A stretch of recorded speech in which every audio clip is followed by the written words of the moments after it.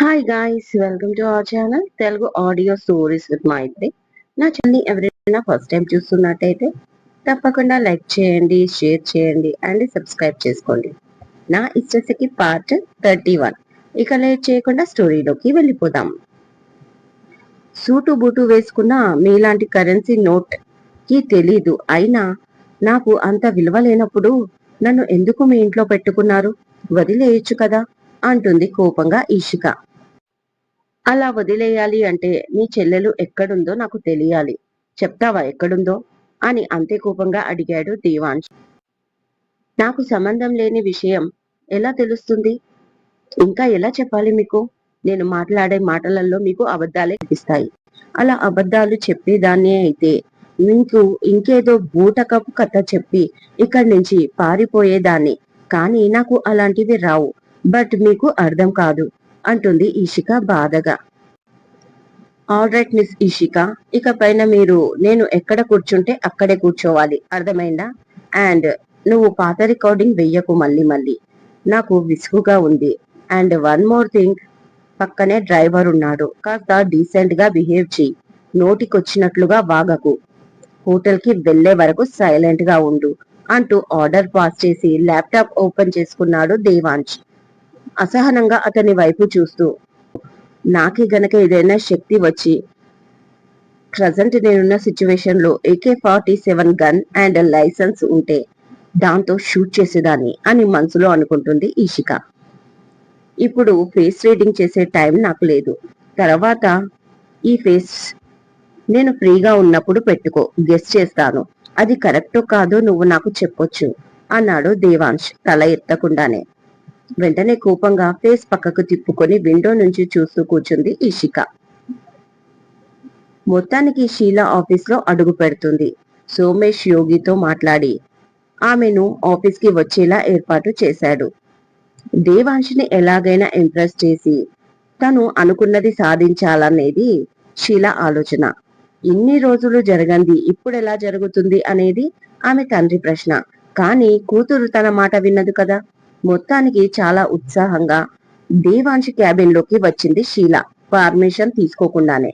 అతను మీటింగ్ లో ఉన్నాడని పాపం తెలీదు పాపకి. దూరంగా టేబుల్ పై కూర్చున్న ఇషిక అప్పుడే మీటింగ్ అయిపోయిందా అన్నట్లుగా డోర్ వైపు తలెత్తి చూసింది. ఎదురుగా షీలా. అమ్మో, ఈ యాటిట్యూడ్ పాప వచ్చిందా? ఎక్కడికెళ్ళినా ఇది తగలకుండా ఉండేలా లేదు నాకు అనుకుంటూనే ఇషిక, ఎక్స్క్యూజ్ మీ, మీరు పర్మిషన్ తీసుకొని లోపలికి రావాలి. సార్ కూడా లేడు, మీటింగ్ లో ఉన్నారు అంటుంది తన పర్సనల్ సెక్రటరీ లాగే ఈషిక. వాట్, నాకు పర్మిషన్? What a joke. హహహ, కొంపతీసి ఇక్కడ ఏమైనా సెక్యూరిటీ జాబ్ చేస్తున్నావా నువ్వు? దేవాంశిని పెళ్లి చేసుకున్నాక జాబ్ తో నీకేం అవసరం ఉంది? కాకపోతే ఎప్పుడు జాబ్ చేసిన ముఖం కదా, అందుకే అవే అలవాట్లు వచ్చినట్లున్నాయి అంటుంది షీలా యాటిట్యూడ్ గా. మై గాడ్, నేను ఇక్కడ నిజంగానే పియ్యేలాగా వర్క్ చేస్తున్నానని ఈ రాక్షసుకి తెలీదు, తెలిస్తే ఇంకా వెక్కిరిస్తుంది అని ఇషిక అనుకుంటూ, అఫ్ కోర్స్ ఇక్కడ ఆయన పర్సనల్ విషయాలన్నీ నేనే చూసుకుంటున్నాను. చెప్పండి, ఎందుకు వచ్చారు రూమ్ లోకి? ఆయనదో ఏదైనా వర్కా అని అడుగుతుంది కాస్త దేవాంశు వైఫ్ లాగా బిహేవ్ చేస్తూ ఈషిక. మై గాడ్, చాలా ఎక్కువైంది నీకు. ఎంతైనా ఎప్పుడు చూడని రుచి కదా. ప్యాలెస్ లాంటి ఇల్లు, పట్టు పరుపులు, మంచి ఫుడ్, కష్టపడకుండా కాలు కందకుండా చూసుకోవడానికి పని మనుషులు ఉన్నారు కదా. నీ లైఫ్ లో ఎప్పుడు చూడండి ఫస్ట్ టైం చూస్తున్నావు కదా. ఇలాంటి లగ్జరీ లైఫ్ ని బాగా ఎంజాయ్ చెయ్యి. మళ్ళీ మళ్ళీ దొరకదు నీకు. కళ్ళు మూసుకొని తెరిచే లోపల కాంట్రాక్ట్ కూడా కంప్లీట్ అయిపోతుంది. నాకైతే విసుగు వచ్చేసింది ఈ లైఫ్ తో. ఒక్కోసారి ఎటైనా పారిపోదామా అనిపిస్తుంది అంటుంది హేళనగా నవ్వుతూ షీలా. పారిపోవడం ఎందుకు? ఎర్రగడ్డ మెంటల్ హాస్పిటల్ కి కాల్ చేస్తే వాళ్ళే వచ్చి తీసుకెళ్తారు అని ఇషిక మనసులో అనుకుంటూ, మిస్ షీలా, నేనేం మాట్లాడుతున్నాను, మీరేం మాట్లాడుతున్నారు అంటుంది ఇషిక.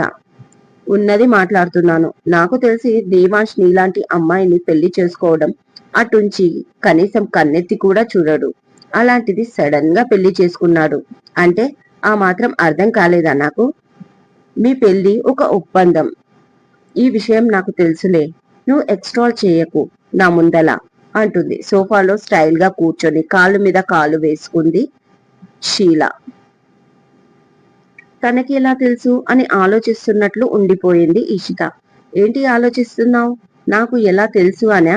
అఫ్ కోర్స్, దేవాంశ్ నాతో అన్ని షేర్ చేసుకుంటారు. మేము చిన్నప్పటి నుంచి మంచి ఫ్రెండ్స్ అండ్ నీ గురించి కూడా నాకు అన్ని విషయాలు తెలుసు అంటుంది కావాలని. ఇక చిన్నప్పటి ఫ్రెండ్స్ అన్నాక తను మాత్రం ఏం చేస్తుంది? అలాగే చూస్తూ తన టేబుల్ దగ్గరే కూర్చుంది ఈషిక. ఏంటి మాట్లాడవు? డైలాగ్స్ అయిపోయాయా? సరే, మీ పెళ్లి డీల్ కి నువ్వు ఎంత డిమాండ్ చేశావో నాకు తెలుసు. 1 crore కదా? చాలా ఈజీగా అడిగి ఉంటావు, నిజమే కదా అని అడుగుతుంది షీల. అన్నీ చెప్పాడు అంటుంది. మరి అంజలి కోసం నన్ను బలవంతంగా ఎత్తుకొచ్చి పెళ్లి చేసుకున్నాడని తెలీదా అని ఆలోచిస్తున్న ఈషికాకు తను 1 crore అనేసరికి సీన్ పూర్తిగా అర్థమైంది. ఏదో నాతో మా మధ్య ఉన్న నిజం చెప్పించాలని చూస్తుంది. పైగా మిస్టర్ మిత్తల్ కి ఈమెకు ఎంత క్లోజ్నెస్ ఉందో కూడా నాకు తెలీదు. సో ఆయన వచ్చే వరకు ఎలాగైనా మేనేజ్ చేయాలి అనుకుంటూనే ఇషిక, సో మీకు మా గురించి మా పర్సనల్ విషయాలు మీకు అన్ని తెలుసు అన్నారు కదా, ఇంకా పర్సనల్ గా నేనేం చెప్పనవసరం లేదు, కాబట్టి మీరు కూర్చోండి మిస్ షీలా, ఆయన వచ్చే టైం అయ్యింది, అప్పటి వరకు మీకు కూల్ డ్రింక్ తెప్పిస్తాను అంటుంది ఈషిక. దాంతో చిర్రెత్తుకుపోయింది షీలాకి. ఒక్కసారి నీకు చెప్తే అర్థం కావట్లేదా? ఎంతకు కుదిరించుకున్నావు ఈ డీల్, అది ముందు చెప్పు అంటూ దబాయించి మరీ అడుగుతుంది షీలా. హా, ఏదో ఆయన అవసరం, నా అవకాశం, ఎంతో కొంత కుదిరించుకున్నాను, మధ్యలో నీకెందుకు అని అడుగుతుంది ఈషిక ఇంకా మొండిగా. ఇక షీలా కోపం పిక్స్ లోకి వెళ్ళింది. ఏంటే నాకే రివర్స్ లో క్వశ్చన్ వేస్తున్నావు? ప్రతిసారి నీకు ఎలా కనిపిస్తాను నేను? నేను తలుచుకుంటే నిన్ను ఏమైనా చెయ్యగలను, అర్థమవుతుందా నీకు అంటుంది షీలా. మీరు తలుచుకున్నా తలుచుకోకపోయినా నాకు మీతో ఏ పని చేయించుకోవాల్సిన అవసరం లేదు. ఎనీవేస్, అనవసరంగా నాతో గొడవ పెట్టుకోకండి. దేవాంశ్ ఫ్రెండ్ అన్నారు, ఇంతకు ముందు మిమ్మల్ని కరిష్మాతో చూశాను, తనకి ఫ్రెండ్ అన్నారు. ఇలా అందరితో ఫ్రెండ్షిప్ చేసే మీరు నాతో ఎందుకు శత్రుత్వం పెంచుకుంటున్నారు? కూర్చోండి కామ్గా అంటూ సీట్ చూపిస్తుంది ఈషిక. నీకు ఎలా చెప్పాలి? సరే, నీ డీల్ ఎంతో చెప్పు అడుగుతుంది మరొకసారి షీలా. చెప్పాను కదా, ఎవరి అవసరం వాళ్ళది, ఎంతైనా అవుతుంది, మీకెందుకు అని ఎదురు ప్రశ్నిస్తుంది ఈషిక. ఇది ఇలా చెప్పేలా లేదు అని మనసులో అనుకుంటూ, ఆల్ రైట్, నువ్వు దేవాంశిని ఎంత డిమాండ్ చేసి అయ్యావో దానికి నేను 10 times డబుల్ అమౌంట్ ఇస్తా, ఇంకా ఒక కారు, ఒక బంగళా కూడా. ఇది కూడా ఒక డీల్ లాంటిదే. నీకు కావలసిన ఫిగర్ చెప్పే, నేను అన్నీ రెడీ చేస్తాను అనగానే ఈషిక ఆశ్చర్యంగా ఆమె వైపు చూసింది. ఏం మాట్లాడుతుంది ఈ అమ్మాయి అనుకుంటూ.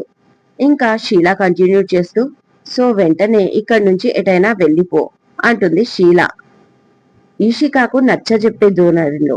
ఆ మాటకి లైట్ గా స్మైల్ చేస్తున్న ఈషిక, ఇప్పటి వరకు నా పెళ్లి ఒక డీల్ అన్నారు, ఇప్పుడు మీరు నాతో డీల్ చేస్తున్నారు. అసలు ఏంటి మీ ప్రాబ్లం? ఎందుకు ఈ డీల్ అని అడుగుతుంది ఈషిక. నీకు ఎలా చెప్తే అర్థమవుతుంది? నీకు కావాల్సిందే డబ్బు, నాకు కావాల్సిందే దేవాంశ్. సో దేవాంశిని నాకు వదిలేసి వెళ్ళిపో అని డైరెక్ట్ గా పాయింట్ లోకి వచ్చింది షీలా. సో మొత్తానికి ఈ అమ్మాయికి మిస్టర్ మిత్తల్ అంటే ఇష్టం అన్నమాట. నేను అతన్ని వదిలేయడం ఏంటి? అతనే నన్ను వదిలేస్తే హ్యాపీగా పారిపోతా, మళ్ళీ వీళ్ళకి కనిపించకుండా. కానీ ఈ విషయం ఈ లూస్ కి తెలీదు, అర్థం కాదు. అలా అని నేను బయటికి చెప్పుకోలేను. ఏంటో నా బ్రతుకు, నాకు శనిదేవుడు అదృష్టంలా పట్టుకున్నాడు అని ఒక నిట్టూర్పు విడుస్తుంది ఈషిక. ఏంటి ఆలోచిస్తున్నావు? పర్వాలేదు, నువ్వు ఎంత అడిగినా నేను ఇవ్వగలను అంటుంది షీలా. మీరు ఎంత ఇచ్చినా నాకు అవసరం లేదు అంటుంది ఈషిక. వాట్, మీరేమి ప్రేమించి పెళ్లి చేసుకున్నారా అని కోపంగా అడుగుతుంది షీలా. దీనికి సమాధానం చెప్పే కంటే తెలుగు సీరియల్స్ హీరోయిన్ల భారీ డైలాగులు చెప్పడం కరెక్ట్. అప్పుడు కానీ దీనికి దిమ్మ తిరిగి బొమ్మ కనిపించదు అని మనసులో అనుకుంటూ, ఏం మాట్లాడుతున్నారు మీరు? నాకు పెళ్ళయింది, నేను దేవాంశ్ వైఫ్ని, నా భర్తని మీరు అడగడానికి ఎలా మనసు ఒప్పింది? అయినా ఇదేమైనా శుభలగ్నం సినిమా అనుకుంటున్నారా? మీరు రోజాలాగా నాకు డబ్బు ఇవ్వగానే నేను ఆమనిలాగా మిస్టర్ మిత్తల్ని అదే మా ఆయన్ని జగపతి బాబులాగా మీకు అమ్ముకోవడానికి అని ఇషిక ఇన్నోసెంట్ ఫేస్ పెట్టుకొని అంటుంది. దాంతో ఆమె మాట విన్న షీల విచిత్రంగా చూస్తూ వెంటనే పైకి లేచి ఈషిక వైపు వెనకాల చూస్తుంది. ఏమైంది దీనికి? నిజంగానే బొమ్మ కనిపించిందా అనుకుంటూ వెనక్కి చూస్తే అక్కడ దేవాంశ్ కనిపించాడు. ఈషికాకు కూడా షాక్. అమ్మో, రాక్షసుడు వచ్చేశాడు అనుకుంది మనసులో. వాట్? ఎవరు హీరో ఎవరు హీరోయిన్? ఏం జరుగుతుంది ఇక్కడ? అండ్ షీలా, మీరెప్పుడు వచ్చారు? నా అపాయింట్మెంట్ ఎప్పుడు తీసుకుంది తాను అని సీరియస్ గా అడుగుతూ ఈషికా వైపు చూశాడు దేవాంశ్. ఇక అతని మాటకి భయపడిపోయింది షీల.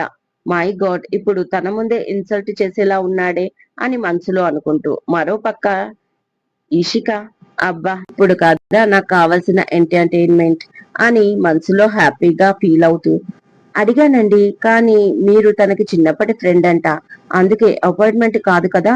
అట్లీస్ట్ క్యాబిన్ లోకి వచ్చే ముందు పర్మిషన్ కూడా లేకుండా లోపలికి వచ్చేసింది అంటుంది ఇషిక. మరి ఇక్కడ ఉండి మీరేం చేస్తున్నారు అంటూ వెళ్లి తన చైర్ లో కూర్చున్నాడు దేవాంశ్.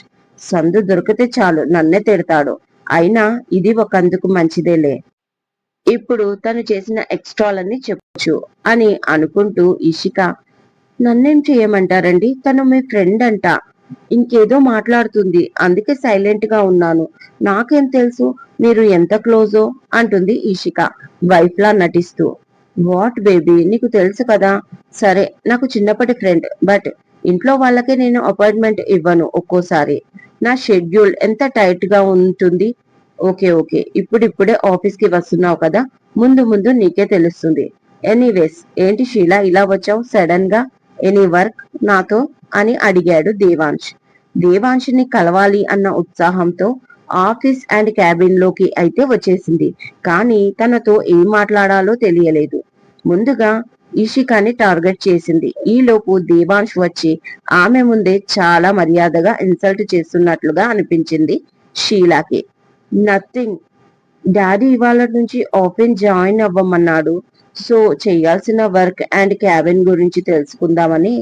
అలాగే, చాలా రోజులైంది కదా నిన్ను చూసి, కాసేపు టైం స్పెండ్ చేద్దామని ఇలా వచ్చాను అంటుంది ఎంతో ఎఫెక్షన్ తో షీలా. ఇదండి ఇవాళటి ఎపిసోడ్. ఈ ఎపిసోడ్ మీకు నచ్చినట్టు అయితే నాకు కామెంట్లు చెప్పండి, అలాగే లైక్ చేయండి, షేర్ చేయండి, హైప్ ఇవ్వండి, సబ్స్క్రైబ్ చేసుకోండి నా ఛానల్ని. మరొక మంచి ఎపిసోడ్ తో మీ ముందు ఉంటాను. మైత్రి.